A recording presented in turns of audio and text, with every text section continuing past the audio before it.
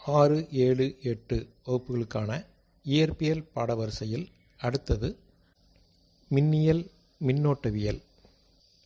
மின்சாரத்தை உருவாக்கக்கூடிய மூலங்கள் மின் மூலங்கள் எனப்படும்.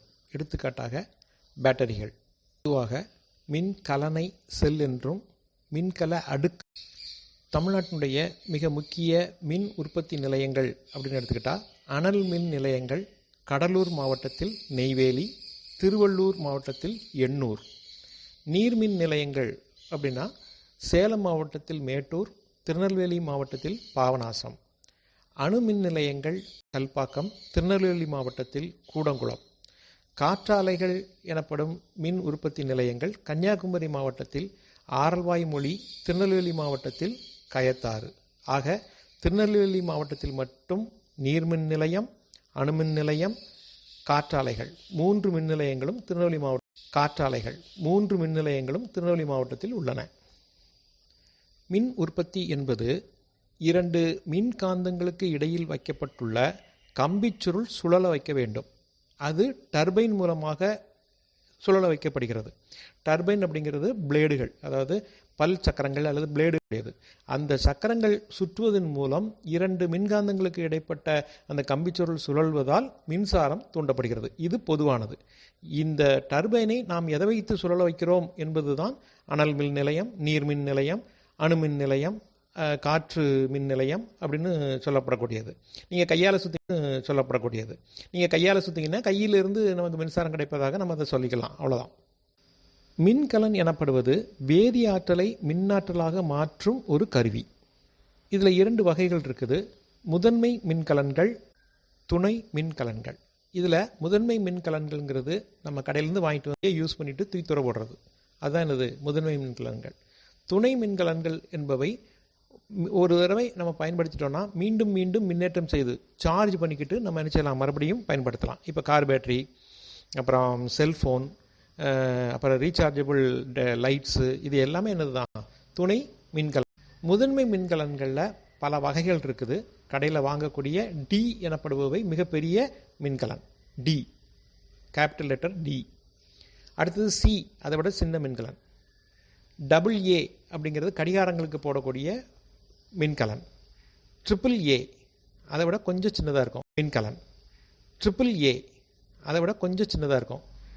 டபிள்யூஏ, அதாவது 4 ஏக்கள் சேர்ந்தது, அதை விட சின்ன மின்கலனாக இருக்கும். இது எல்லாமே உருளை வடிவம் உடையது. அடுத்தது 9 வோல்ட் பேட்டரி அப்படின்னு சொல்லக்கூடிய இந்த பசங்கள்லாம் ப்ராஜெக்ட் செய்வதற்காக வாங்கக்கூடியது ஒரு வகை. அடுத்தது நம்ம வாட்சுகள்லையும் பேட்டரிகள். இதெல்லாமே என்ன சொல்கிறோம், முதன்மை மின்கலன்கள் அப்படின்னு சொல்கிறோம். 2 அல்லது அதற்கு மேற்பட்ட மின்கலன்களை இணைத்து உருவாக்கப்படக்கூடிய ஒரு தொகுப்புக்கு மின்கல அடுக்கு, அதாவது பேட்டரி என்பது பெயர். ஒரு தகவல், ஈல் எனப்படும் மீன் வகை மின்சாரத்தை உருவாக்கும் திறன் கொண்டது. இந்த மின் அதிர்வை வெளியிட்டு எதிரிகளிடமிருந்து தங்களை பாதுகாத்துக் கொள்ளவும் உணவு பிடிக்கவும் அதை பயன்படுத்திக் கொள்கிறது. அளவீட்டியலில் நம்ம ஏற்கனவே பார்த்தது போல மின்னோட்டத்தின் அளவை அளக்கும் கருவி அம்மீட்டர். இது எப்பொழுதுமே மின் சுற்றில் தொடர் இணைப்பில் இணைக்கப்பட வேண்டும். நாம் ஏற்கனவே பார்த்தது போல ஒரு டர்பைன் சக்கரத்தை சுழல செய்து தான் மின்சாரம் உருவாக்கப்படுகிறதுன்னு சொல்கிறோம். இந்த செட்டப்புக்கு பேர் அப்படின்னா டைனமோ அப்படின்னு சொல்கிறோம். இந்த செட்டப்புக்கு பேர் டைனமோ. பழைய கால சைக்கிள்களில் பாட்டில் போன்ற அந்த கருவியினுடைய டர்பைனை சுத்த செய்து ஒளியை பெற்றிருப்போம். அதுக்கு பேர் டைனமோ. அந்த செட்டப்புக்கு பேர் டைனமோ. இப்போ இது இல்லாமல் மின்னாற்றலை உற்பத்தி செய்ய முடியுமா அப்படின்னா உற்பத்தி செய்ய முடியும். அதுக்கு தான் நம்ம சூரிய பலகைகளை பயன்படுத்துகிறோம். இந்த சூரிய பலகைகள்ங்கிறது சோலார் பேனல் அப்படின்னு சொல்கிறோம் இல்லையா.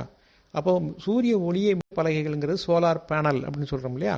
அப்போ சூரிய ஒளியை மின்னாற்றலாக மாற்றும் முறை சூரிய பலகை, டர்பைன் சக்கரம் பயன்படுத்தாமல் மின் உற்பத்தி செய்யக்கூடிய முறை. இந்தியா போன்று ஆண்டு முழுவதும் சூரிய ஒளி நன்கு கிடைக்கும் நாடுகளில் சூரிய பலகையை பயன்படுத்துதல் மிகவும் சிறந்தது. இந்தியாவில் முதலாக மின்சார பயன்பாடு ஆரம்பிக்கப்பட்ட வருடம் 1899. இந்தியாவினுடைய முதல் அணுமின் நிலையம் ஏப்ரல் 17, 1899 கொல்கத்தாவில் ஆரம்பிக்கப்பட்டது. அனல் மின் நிலையம் சென்னையில் இருக்கக்கூடிய பேசின் பாலம் அப்படிங்கிற இடத்துல 1900 ஆரம்பிக்கப்பட்டது. அதுக்கு அடுத்த வருஷமே. அடுத்தது மின் வருஷமே. அடுத்தது மின் துகள்கள் பற்றி பார்க்கலாம். அணு அப்படிங்கிறது ஒரு மையப்பகுதி, அதை சுற்றி எலக்ட்ரான்கள் சுற்றி வரக்கூடிய ஒரு அமைப்பு. இதில் மையப்பகுதின்னு சொல்லப்படக்கூடியது உட்கரு. அந்த உட்கருவில் புரோட்டான்கள் மற்றும் நியூட்ரான்கள் இருக்கிறது. சுற்றி வருவது எலக்ட்ரான்கள். எலக்ட்ரான்கள் வந்து எதிர்மின் சுமையுடையவை, புரோட்டான்கள் என்பவை நேர்மின் சுமையுடையவை, நியூட்ரான்கள் என்பது மின் சுமை அற்றவை, -+0. இப்போ பொருட்கள் ஒன்றை ஒன்று விளக்குவதற்கு அல்லது ஈர்ப்பதற்கு காரணமான அடிப்படை மின் பண்புகளை பெற்றுள்ள துகள்கள் மின் துகள்கள் அப்படின்னு நம்ம சொல்கிறோம். அப்போது அந்த துகள்கள் பெற்றிருக்கக்கூடியது தான் நம்ம மின்னூட்டம் அப்படின்னு சொல்கிறோம். ஓட்டமே மின்னோட்டம். அப்போ மின்னூட்டம் அப்படிங்கிறது Q அப்படிங்கிற அலகால் குறிக்கிறோம். நம்ம இது ஏற்கனவே அளவியலில் பார்த்துருக்குறோம். அலகு வந்து கூலும். ஒரு கூலும் அப்படிங்கிறது 6.242 இன்று 10^18 புரோட்டான்கள் அல்லது எலக்ட்ரான்களுடைய மின் சுமைக்கு சமமானது. வினாடி நேரத்தில் கடத்தியின் ஏதேனும் ஒரு புள்ளி வழியே செல்லும் மின்னோட்டத்தினுடைய அளவிற்கு சமம். மின்னோட்டத்தினுடைய எஸ்ஐ அலகு நம்ம ஏற்கனவே பார்த்துக்கிறோம், ஆம்பியர். கடத்தினுடைய ஓரலகு குறுக்கு வெட்டு பரப்பில், அதாவது தண்ணி வந்து பைப்பில் வர்ற மாதிரி தான் இது. அந்த குறுக்கு வெட்டு பரப்பில் ஒரு செகண்டு, அதாவது ஒரு வினாடியில் ஒரு கூலும் மின்னூட்டம் பாய்ந்தால் அதுக்கு பேர் ஒரு ஆம்பியர்னு சொல்கிறோம். பொதுவாக சர்க்கியூட் டயக்ராம் போடும்போது ப்ளஸ்ல இருந்து மைனஸுக்கு போகிற மாதிரி தான் சர்க்கியூட் டயக்ராம் போடுவோம். இந்த முறைக்கு பேர் மரபு மின்னோட்டம்னு பேர். நேர் மின்னோட்டங்களின் ஓட்டம் அப்படிங்கிற மாதிரி நம்ம ஒரு கற்பனையில் வச்சுக்கிட்டோம். அதை முதல்ல அப்படி ஆரம்பிச்சிருந்தாங்க. ஆனால் பிற்காலத்தில் தான் கண்டுபிடிக்கப்பட்டது மின்கலத்தினுடைய எதிர்முனையிலிருந்து தான் நேர்முனைக்கு செல்கிறதுன்னு கண்டுபிடிக்கப்பட்டது. ஆனாலும் அந்த மரபை மாற்றாமல் வைத்திருக்கிறதுனால அது மரபு மின்னோட்டம். ஆனால் உண்மையிலேயே எலக்ட்ரான்களின் ஓட்டம் தான் இங்கே உண்மையானது. மின்கலத்தினுடைய எதிர்முனையிலிருந்து தான் நேர்முனைக்கு எலக்ட்ரான்கள் ஓடும். அப்படின்னா மரபு திசையானது எலக்ட்ரான்களினுடைய திசைக்கு எதிர் திசையில் இருக்கும். ஒரு மின்சுற்றின் வழியே மின்னூட்டங்கள் நகர ஆற்றல் தேவைப்படுகிறது. மரபு மின்னோட்டமானது எப்பொழுதும் உயரழுத்த புள்ளியிலிருந்து தாழ் மின்னழுத்த புள்ளியை நோக்கி பாயும். அந்த மின்னழுத்தம்னா வோல்டேஜ். அப்போ ஹையிலிருந்து தான் லோவுக்கு, இது வழக்கமானது தான். எப்போவுமே உயரமான இடத்துலேருந்து தான் பள்ளமான இடத்திற்கு பொருட்கள் பாயும். எலக்ட்ரான்கள் குறைந்த மின்னழுத்த புள்ளியிலிருந்து அதிக மின்னழுத்த புள்ளியை நோக்கி பாய்கிறது. அதுக்கு எதிராக எலக்ட்ரான்கள் பாயும். குறைந்த மின்னழுத்த புள்ளியிலிருந்து அதிக மின்னழுத்த புள்ளியை நோக்கி பாய்கிறது. அப்போ நம்ம சிம்பிளாக ஞாபகம் வச்சுக்கிறதுக்கு, ஒரு பைப்பில் தண்ணி இருக்குது. அப்போது ஒரு கையை நம்ம தூக்கினா மட்டும்தான் அந்த பக்கத்திலிருந்து தாழ்ந்த பக்கத்திற்கு தண்ணீர் பாயும். இதுக்கு பேர் தான் மின் அழுத்த வேறுபாடுன்னு சொல்கிறோம். ஒரு பக்கத்துக்கும் இன்னொரு பக்கத்துக்கும் என்ன இருக்கணும், அந்த மின் அழுத்த வேறுபாடு, வோல்டேஜ் டிஃபரன்ஸ் இருந்தால் தான் கடத்தின் வழியாக மின்னோட்டம் பாயும். இப்போ ரெண்டு பக்கமுமே ஒரே மாதிரியான வோல்டேஜ் வந்துச்சுன்னா அங்கே மின்னோட்டம் பாயாது. அதுதான் பேட்டரி. கடையிலேருந்து ஒரு செல்லை வாங்கிட்டு வரோம்னா அந்த ரெண்டு முனைகளுக்கும் இடையே மின்னழுத்த வேறுபாடு இருக்கிறது அப்படின்னு அர்த்தம். நாளாக கொஞ்சம் கொஞ்சமாக அந்த மின்னழுத்த வேறுபாடு வந்து குறைந்து அது வந்து ரெண்டும் பாதி ஆயிரும். 50-50 வந்துடுச்சுன்னா அந்த பேட்டரி வந்து ஃபியூஸாக போயிடுது. நம்ம பயன்படுத்த முடியாத நிலைக்கு அது போகிறது. மின்னழுத்த வேறுபாடு, வோல்டேஜினுடைய எஸ்ஐ அலகு வோல்ட்டு. கண்டுபிடிச்ச ஒரு பேரும் வோல்ட்டு தான். இது அளக்கிறதுக்கு வோல்ட் மீட்டர் பயன்படுது. அப்போ மின்னோட்டத்திற்கு அம்மீட்டர், வோல்டேஜுக்கு அதாவது மின்னழுத்த வேறுபாட்டுக்கு வோல்ட் மீட்டர், ரொம்ப குறைந்த அளவு மின்னோட்டம் இருக்குதுன்னா அதுக்கு வந்து கல்வனா மீட்டர் அப்படிங்கிறதும் பயன்படும். அந்த மின்னழுத்த வேறுபாடை எப்படி நம்ம கண்டுபிடிக்கலாம் அப்படின்னா, மின்னோட்டத்தையும் மின் தடையையும் பெருக்கி வரக்கூடிய தொகை. அதாவது மின்னோட்டம் அப்படிங்கிறது I, மின் தடைங்கிறது R, வோல்டேஜுங்கிறது V. அப்போது V = IR. Okay, V = I vegetarian, IR = V அப்படின்னு ஞாபகம் வச்சுக்கலாம். மின் தடையோட அலகு ஓம். கடத்தி ஒன்றினுடைய மின்னோட்டத்தை கடத்தக்கூடிய திறன், அந்த அளவு கடத்தினுடைய மின்கடத்து திறன்னு சொல்கிறோம். இதை சிக்மா அப்படிங்கிற கிரேக்க எழுத்தால் குறிக்கிறோம். மின் கடத்து திறனின் அலகு சீமன்ஸ் பெர் மீட்டர் அல்லது மோ அப்படின்னு சொல்கிறோம். அதுக்கு அலகு வந்து மோ, அதாவது இது ஓமை மாற்றி போடுற மாதிரி. ஓம் வந்து OHM, இது MHO. பொருள் ஒன்று தன் வழியே மின்னோட்டம் பாய்வதை எவ்வளவு வலிமையாக எதிர்க்கிறதோ அதுதான் மின் தடைன்னு சொல்கிறோம். இது ரோ என்னும் எழுத்தால் குறிப்பிடப்படும். மின் தடை எண்ணின் எஸ்ஐ அலகு ஓம் மீட்டர். பொதுவாக பொருட்களுடைய மின் தடை அதிகமாக இருக்குதுன்னா கடத்துத்திறன் குறைவாக இருக்கும். கடத்துத்திறன் குறைவாக இருக்குதுன்னா மின் தடை அதிகமாக இருக்குதுன்னு அர்த்தம். மின் கலன்களில் இருக்கக்கூடிய எதிர்மின்வாய் ஆனோடு அப்படின்னு சொல்கிறோம், அது துத்தநாக மின்தகடு. நேர்மின்வாய் அப்படின்னு சொல்லக்கூடிய கேத்தோடு அப்படிங்கிறது வந்து கார்பன் தண்டு. இப்போ சொல்லும்போது கேட்டுன்னு ஞாபகம் வச்சுக்கோங்க, CAT, அந்த டீயில் வரக்கூடிய ப்ளஸ் தான் என்னது நேர்மின்வாய், கேத்தோடு அப்படின்னு சொல்கிறோம். இதுக்கு இந்த ரெண்டையும் பிரிக்கிறக்கூடிய அந்த திரவத்துக்கு பேர் மின் பகுளி அப்படின்னு பேர். பொதுவாக அதுக்கு வந்து அமோனியம் குளோரைடை பயன்படுத்துவாங்க. இப்போ நவீன காலங்களில் நம்ம பயன்படுத்தக்கூடிய மின்கலனுக்கு வந்து உலர் மின்கலன் அப்படின்றது. இதை உருவாக்குனவர் யார் அப்படின்னா ஏய் சுகியோ அப்படிங்கிற ஜப்பான் நாட்டை சார்ந்தவர். ஏய் சுகியோ அப்படிங்கிறவர். அப்போ அதுக்கு முன்னாடிலாம் என்னத்தை பயன்படுத்திட்டு இருந்தாங்க அப்படின்னா லெக்லாலிஞ்சி, வோல்டா அப்படிங்கிற மாதிரியான இந்த நீரோடு இருக்கக்கூடிய மின்கலன்கள். நீங்கள் வீடுகளில் வந்து தண்ணிலாம் ஊற்றி யூபிஎஸ்க்கு பேட்டரி வச்சுருப்போம்ல, அதுதான் என்னது லெக்லாஞ்சி, வோல்டா மின்கலன்கள். சுவர் கடிகாரங்களில் நம்ம ரிமோட்டில் பயன்படுத்துறது எல்லாம் உலர் மின்கலன்கள். இதுதான் நம்ம வந்து கண்டுபிடிச்சவர் யார் அப்படின்னா ஏய் சுகியோ அப்படிங்கிறவர். அப்போ துணை மின்கலன்கள்னு செயல்படக்கூடிய அந்த ரீசார்ஜபிள் பேட்டரிஸ், அதில் என்ன நடக்குது அப்படின்னு பார்த்தோம்னா மீண்டும் அதாவது முதல்ல வந்து வினை நடக்கிறது, அந்த வினையை மறுபடியும் மீள் வினையாக நம்ம மாற்றணும் அப்படின்னா ரீசார்ஜ் பண்ணுறோம். சார்ஜ் பண்ண உடனே அது என்ன ஆயிருதுன்னா திரும்ப பழைய நிலைக்கு போயிடுது. அப்போது இதில் நடைபெறக்கூடிய வினை வந்து ஒரு வகையான மீள் வினை அப்படின்னு 1791ஆம் ஆண்டில் வெளியிட்டார். 1800 முதல் மின்கல அடுக்கினை அவர் உருவாக்கி காண்பித்தார். 2 அல்லது அது ஏற்கனவே நம்ம பார்த்துருக்குறோம், மின்கலனுடைய தொகுப்புங்கிறது 2க்கு மேற்பட்ட மின்கலனுடைய தொகுப்பு வந்து மின்கல அடுக்குன்னு சொல்கிறோம். மின்கலத்தினுடைய நேர்மின் முனையிலிருந்து எதிர்மின் முனைக்கு மின்னோட்டம் செல்லும். இது வந்து மரபு. அப்படி செல்லக்கூடிய பாதையில் இருக்கக்கூடிய பல மின்கூறுகளை உள்ளடக்கிய ஒரு மூடிய பாதைக்கு பேர் தான் மின் சுற்று என்று சொல்கிறோம்.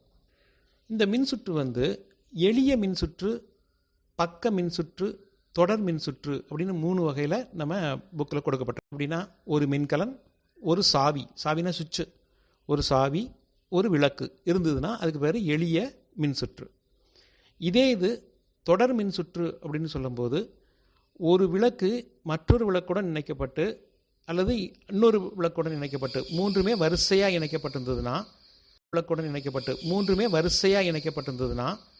இணைக்கப்பட்டு அந்த 2 முனைகளும், அதாவது 3 விளக்குகள் இணைக்கப்பட்டு முதல் விளக்கினுடைய ஒரு முனையும் கடைசி விளக்கினுடைய ஒரு முனையும் பேட்டரியோடு இணைஞ்சிருந்ததுன்னா அது தொடர் மின் சுற்று.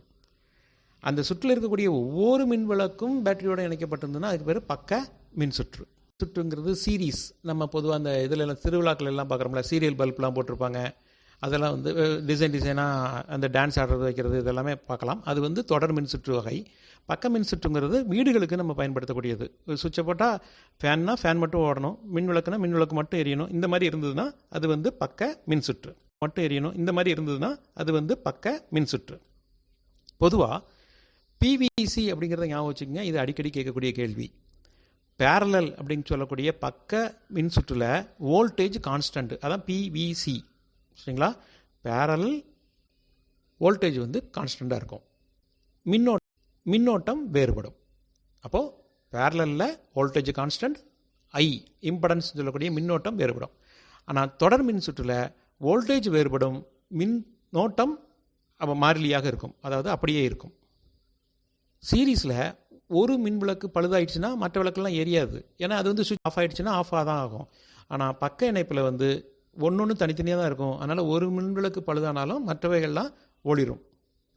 ஒரு மின்கலத்தினுடைய ப்ளஸ் பகுதியை நேரடியாக ஒயர் கொண்டு மைனஸ் பகுதியை தொட செய்தால் ஒரு ஸ்பார்க் மாதிரி வரும்.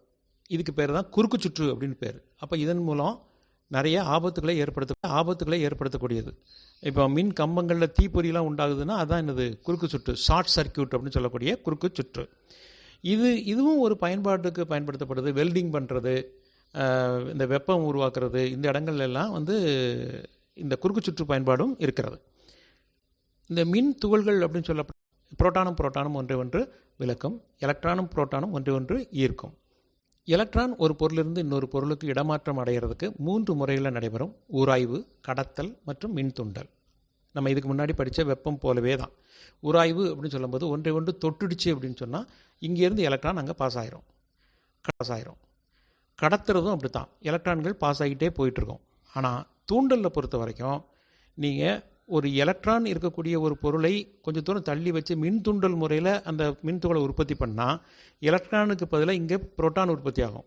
அங்கே புரோட்டான் இருந்துச்சுன்னா இங்கே எலக்ட்ரான் உற்பத்தி ஆகும். அப்போ மின்துண்டில் பொறுத்த வரையில் எதிர் மின் சுமை உருவாக்கப்படும். எபோனைட் அப்படிங்கிற ரப்பர் தண்டை கம்பளி துணியால் நம்ம வேகமாக தேய்ப்போமானால் எலக்ட்ரானை எபோனைட் ஏற்று எதிர் மின்னூட்டம் அடையும். அப்போ எபோனைட்டில் அந்த கம்பளி துணியிலிருந்து எலக்ட்ரான்கள் அங்கே போயிடுச்சுன்னு அர்த்தம். அதே நேரத்தில் கண்ணாடி பட்டு துணியெல்லாம் தேய்க்க கண்ணாடியானது எலக்ட்ரானை இழக்கும். அப்போது எலக்ட்ரான் போயிடுச்சுன்னா அங்கே என்ன இருக்கும்? நேர் மின்னூட்டம் இருக்கும். அப்போது ரப்பர் தண்டானது எலக்ட்ரானை ஏற்கும், கண்ணாடி தண்டானது எலக்ட்ரானை இழக்கும் அப்படின்னு ஞாபகம் வச்சுக்கலாம்.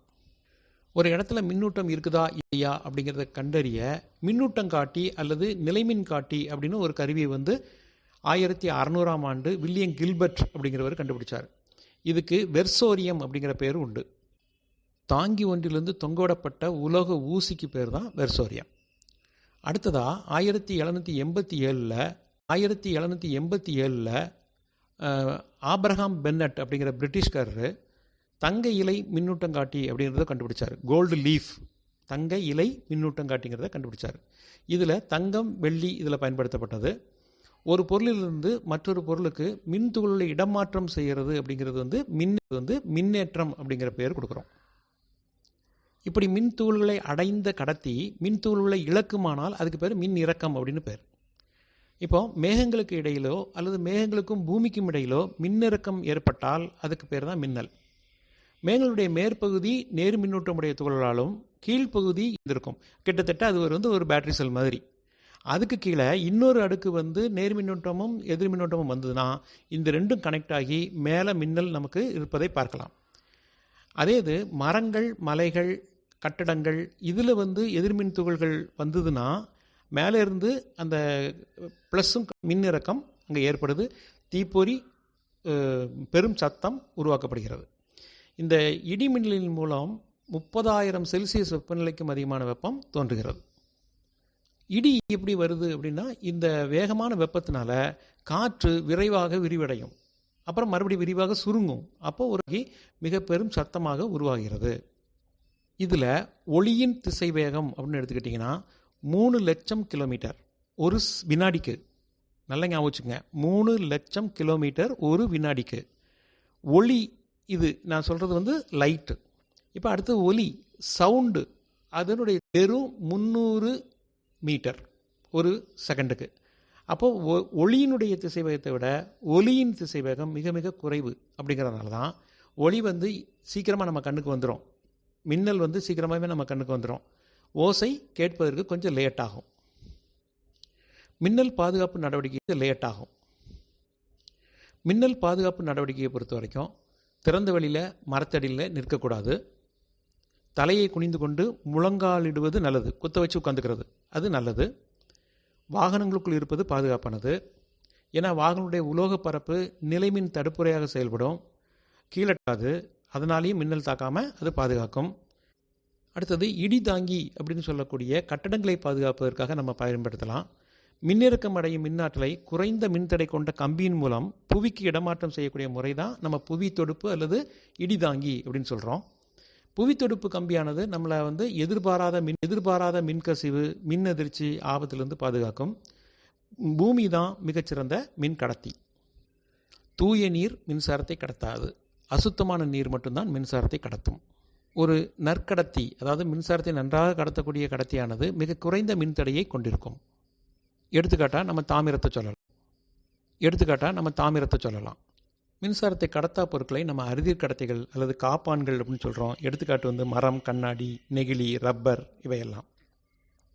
மின் கடத்தா பொருட்கள் அல்லது அறுதிர் கடத்திகள் அப்படிங்கிறவங்க இது மின்னூட்டம் பாய்வதற்கு அதிக மின் தடையை கொடுக்கிறது. அதனால தான் அது மின் கடத்தா பொருட்களாக இருக்கிறது. இப்போ மின்னோட்டத்தினுடைய வெப்ப விளைவு, ஒரு கடத்தின் வழியை மின்னோட்டம் பாயும் பொழுது வெப்பம் உருவாகும். இப்போ பல்பை தொட்டு போட்டோம்னா சூடாக இருக்குது இல்லையா, அது வெப்பம் உருவாகிறது. அந்த நகரும் எலக்ட்ரான்களுக்கு இடையே ஏற்படக்கூடிய உராய்வு இதுக்கு காரணமாக அமைகிறது. மின் தடை அதிகமாக வெப்பம் அதிகமாகும். அதனால தான் நம்ம டங்ஸ்டன் அப்படின்னு சொல்ல இந்த அதிக மின் தடை உள்ள உலோகத்தை பல்புகளில் நம்ம பயன்படுத்துகிறோம். தாமிரம் அப்படிங்கிறது குறைந்த மின் தடை உள்ளது. அதனால் மிக எளிதாக வெப்பம் உருவாகுவதில்லை. ஈஸியாக அந்த மின்சாரம் பாய்ந்து செல்லும். நிக்ரோம் அப்படிங்கிறது ஒன்று இருக்குது. அந்த ஃபியூஸ் போடுறதுக்காக பயன்படுத்துவோம். இந்த நிக்ரோம் அப்படிங்கிறது நிக்கல், இரும்பு மற்றும் குரோமியம் கலந்த கலவை. அதான் நிக்ரோம். டங்ஸ்டன், குரோமியத்தாலான மிக மெல்லிய கம்பிகள் அதிக மின்தடையை கொண்டிருக்கும். ஈஸியாக வெப்பம் அடையும். அதனால தான் இந்த ஸ்டவ்வு, அதாவது ஹீட்டர், இந்த மாதிரியான ஸ்டவ்வுகளில் ஸ்ப்ரிங்கு கொடுத்துருப்பாங்க. அந்த ஸ்ப்ரிங்கு டங்ஸ்டனாகவும் குரோமியமாகவும் இருக்கும். நிக்ரோம் கம்பி பயன்படுத்தப்படுது. அடுத்து ஒரு முக்கியமான பயன்பாடு மின் உருகி. பொதுவாக நம்ம ஃபியூஸ் ஒயர் அப்படின்னு சொல்கிறோம் இல்லையா, அதுக்கு குறைவான உருகுநிலை கொண்ட வெள்ளீயம் மற்றும் காரியம். காரியம்னா சால்டரிங் பண்ணுறதுக்கு பயன்படுத்தக்கூடிய அந்த உலோகம், அதான் அது காரியம். வெள்ளீயம் மற்றும் காரியம் கலந்த உலோக கலவையால் தயாரிக்கப்பட்டது தான் மின்உருகி கம்பிகள். இந்த மின் உருகிகளுக்கு மாற்றாக நம்ம இப்போ என்ன பயன்படுத்துகிறோம்? எம்சிபி அப்படிங்கிற அந்த கருவியை பயன்படுத்துகிறோம். மின்சாரம் வேகமாக வரும்பொழுது அல்லது அதிகமாக வரும்பொழுது தானாகவே அது மின்சாரத்தை துண்டித்து கீழே விழுந்து விடுகிறது.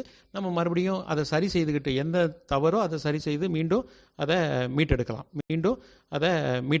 மின்சார விளைவை நம்ம மீட்டெடுக்கலாம்.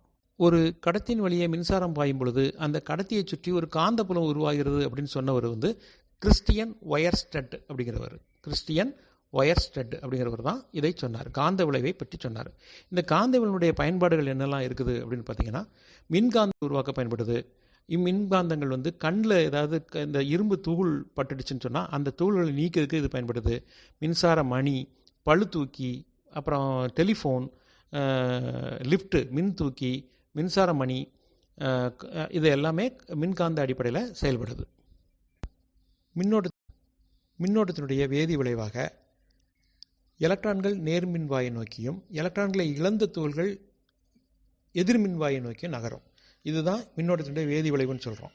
அப்போ இதில் என்ன பயன்பாடு இருக்குது அப்படின்னு பார்த்தீங்கன்னா, மின் முலாம் பூசுதல், அப்புறம் அந்த கரைசல்களிலிருந்து தாதுக்களை பிரித்தெடுத்தல், தூய்மைப்படுத்தல், இது எல்லாமே நடக்குது. இதற்கு மின்னார் பகுத்தல் அப்படிங்கிற பேரும் உண்டு. மின்முலாம் பூசுதலை பற்றி கொஞ்சம் விரிவாக பார்க்கலாம். மின்னோட்டத்தை செலுத்துவதன் மூலம் ஒரு உலோகத்தினுடைய படலத்தை இன்னொரு உலோகத்தின் மேற்பரப்பில் படிய வைக்கக்கூடிய நிகழ்வு. இப்போ ஒரு கரண்டி இருக்குது அப்படின்னு சொன்னால் அந்த கரண்டியை தங்க கரண்டியாக மாற்றுறதுக்கு தங்கத்தினுடைய தோள்களை அந்த கரண்டி மேலே நம்ம பதிய வைக்கிறது. இப்போ அந்த கரண்டியை எந்த மின்வாயில் மாட்டலாம் அப்படின்னா, எதிர் மின்வாயில் நம்ம அந்த கரண்டியை மாட்ட வேண்டியிருக்கும். அப்போ வினா இப்படி இருக்கலாம். மின் முலாம் பூசுதலில் முலாம் பூசப்பட வேண்டிய பொருள் இணைக்கப்பட வேண்டிய பொருள் இணைக்கப்பட வேண்டும்.